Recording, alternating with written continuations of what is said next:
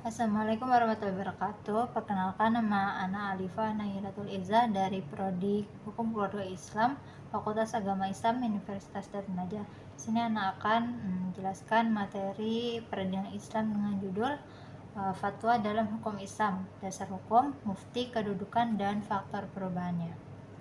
Yang pertama, dasar hukum fatwa dalam Islam. Pengertian fatwa. Fatwa secara bahasa adalah suatu persoalan yang sulit. Kemudian secara istilah, fatwa adalah penjelasan hukum syariat yang diberikan oleh seorang ahli hukum Islam atau mufti sebagai jawaban atas pertanyaan yang diajukan oleh seorang peminta fatwa atau mustafti mengenai suatu persoalan yang sedang dihadapinya. Dasar hukum fatwa yang pertama ada di Al-Quran surat An-Nahl ayat 43 yang berbunyi was'alu ahla dzikri in kuntum la ta'lamun. Maka bertanyalah kepada orang-orang yang mempunyai pengetahuan jika kamu tidak mengetahui. Selanjutnya yang kedua ada di dalam hadis Nabi yang berbunyi wa inna ma syifa'ul 'ayyi as-su'al. Sesungguhnya obat dari kebodohan adalah bertanya. Selanjutnya dasar dari usul fiqh ada la taklifu illa ba'dal ilmi. Tidak ada pembenaran hukum kecuali seadanya pengetahuan. Selanjutnya ada al-masyaqqatu tajlibu taysir, yang kesulitan mendatangkan kemudahan. Selanjutnya ijma para ulama, fatwa adalah fardu kifayah. Maka jika tidak ada yang berfatwa, maka semua ulama bisa berdosa. Kemudian dalam konteks Indonesia, fatwa ini dikeluarkan oleh Majelis Ulama Indonesia atau MUI berdasarkan Al-Quran, kemudian sunnah, ijma, dan qiyas. Dan yang terakhir ada pertimbangan kemaslahatan masyarakat. Selanjutnya ada syarat-syarat mufti. Mufti yang pertama, mufti ialah seorang yang memiliki kewenangan dan kompetensi untuk mengeluarkan fatwa.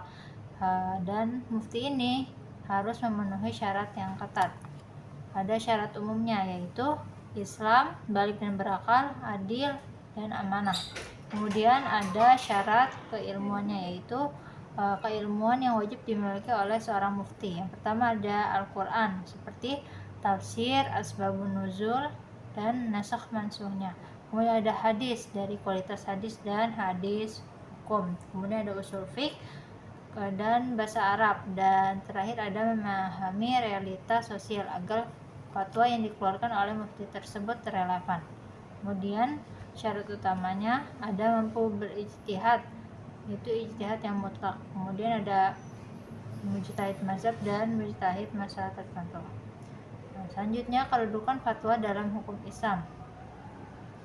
Yang pertama sebagai penjelasan hukum. Fatwa di sini menjelaskan hukum syariat, bukan membuat hukum yang baru, tapi menggali dari Al-Quran dan Sunnah. Selanjutnya tidak mengikat secara hukum. Berbeda dengan putusan pengadilan, fatwa di sini boleh mengikuti atau mencari pendapat lain dan tetap punya tanggung jawab moral untuk mengikuti kebenaran. Selanjutnya sebagai sumber hukum pelengkap. Di sini ia mengisi kekosongan hukum serta menjadi rujukan dalam kebijakan dan perundang-undangan.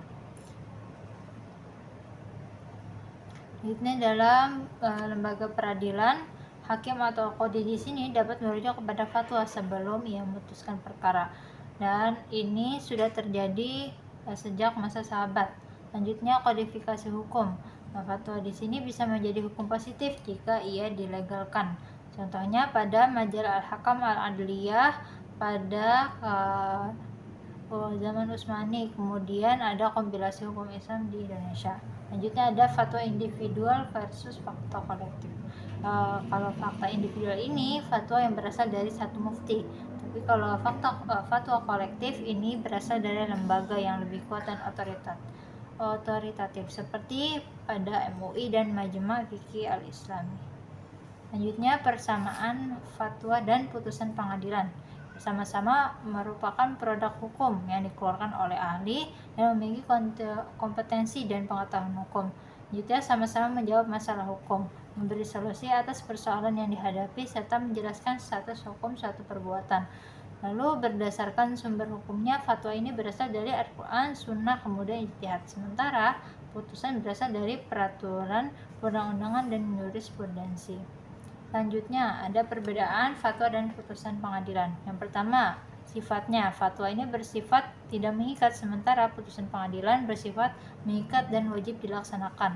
Selanjutnya, dalam prosesnya, fatwa di sini diambil dari tanya jawab sederhana, sementara putusan pengadilan ini melalui proses sidang formal. Selanjutnya, pihak-pihak yang terlibat fatwa ini bisa antara individu dengan individu lain, sementara putusan minimal ada dua pihak yang bersengketa. Selanjutnya, dalam ruang lingkup dan akibat hukum. Fatwa di sini ruang lingkupnya ini luas dan tidak ada sanksi langsung. Sementara putusan mempunyai keterbatasan yurisdiksi dan adanya sanksi hukum. Selanjutnya, lembaga fatwa ini ada seperti MUI dan Dewan Syariah Nasional. Kemudian putusan ini berasal dari lembaga peradilan resmi negara.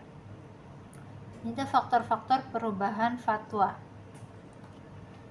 Yang pertama, fatwa ini berubah karena perubahan zaman, tempat, kondisi, niat, dan adat. Selanjutnya, faktor utamanya ada perubahan sosial dan adat. Fatwa di sini menyesuaikan budaya masyarakat, seperti akad muamalah klasik versus akad muamalah modern. Kemudian ada perkembangan ilmu dan teknologi, seperti munculnya masalah baru seperti bayi tabung, AI, dan kripto. Nah, ilmu modern yang mempengaruhi ketepatan fatwa dan kebutuhan serta kemaslahatan fatwa bisa berubah jika tidak lagi membawa kemaslahatan. Dan fatwa di sini berdasarkan prinsip, yaitu menghindari mudarat. Kemudian ada penemuan atau koreksi dalil yang ditemukan hadis baru atau pemahaman yang lebih kuat, seperti perubahan pendapat pada Imam Syafi'i sendiri. Kemudian ada perubahan niat dan tujuan, kaidah al-umur bimaqasidiha. Hukum ini bisa berubah tergantung tujuannya. Kemudian kebijakan penguasa.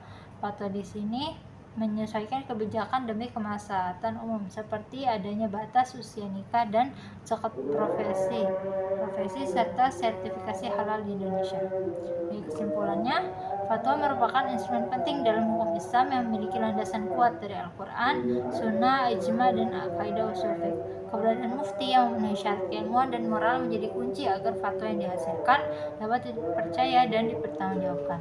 Meskipun tidak mengikat secara hukum positif, fatwa memiliki kekuatan moral yang besar dalam membimbing kehidupan umat Islam.